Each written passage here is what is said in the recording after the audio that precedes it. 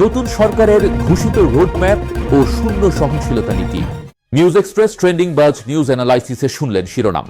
এবারে বিস্তারিত, সাথে আছি আমি মাহমুদ আবদুল্লাহ।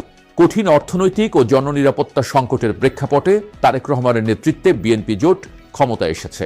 দীর্ঘদিনের অব্যবস্থাপনা, দুর্বল প্রাতিষ্ঠানিক কাঠামো এবং জনআস্থার ঘাটতি নতুন সরকারের কাছে একটি বড় চ্যালেঞ্জ। তাই প্রথম 180 দিন তাদের জন্য কেবল প্রশাসনিক সময় নয়, রাজনৈতিকভাবে অস্তিত্ব রক্ষার লড়াই। এই সময়ের কেন্দ্রবিন্দু হওয়া উচিত শূন্য সহনশীলতা নীতি। বিশেষজ্ঞদের মতে বর্তমান সংকট কেবল অর্থনৈতিক নয়, এটি আস্থার সংকটও।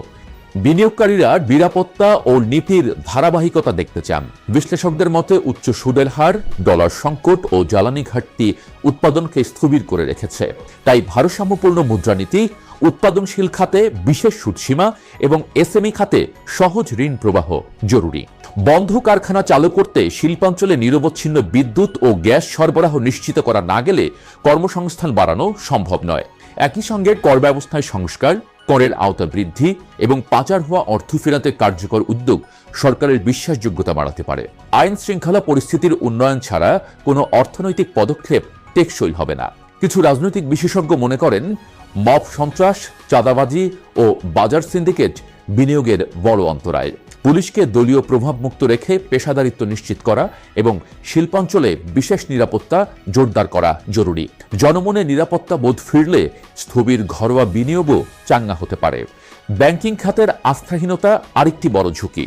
অর্থনীতিবিদদের মতে খেলাপি ঋণের বিরুদ্ধে দৃশ্যমান ব্যবস্থা না নিলে আর্থিক খাত স্থিতিশীল হবে না। তাই একটি স্বাধীন ব্যাংকিং কমিশন গঠন এবং বড় ঋণ খেলাপিদের আইনের আওতায় আনা জরুরি।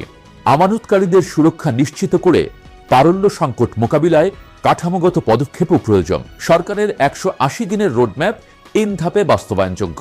প্রথম 60 দিনে নিরাপত্তা ও বাজার স্থিতিশীলতা, পরের 60 দিনে আর্থিক ও নীতিগত সংস্কার, আর শেষ 60 দিনে রপ্তানি বহুমুখীকরণ ও দৃশ্যমান ফলাফল।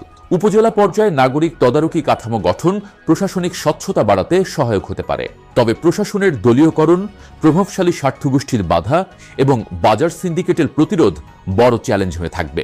বিশেষজ্ঞদের মতে রাজনৈতিক সদিচ্ছা ও দ্রুত বাস্তবায়ন ছাড়া এই কর্মসূচি সফল হবে না।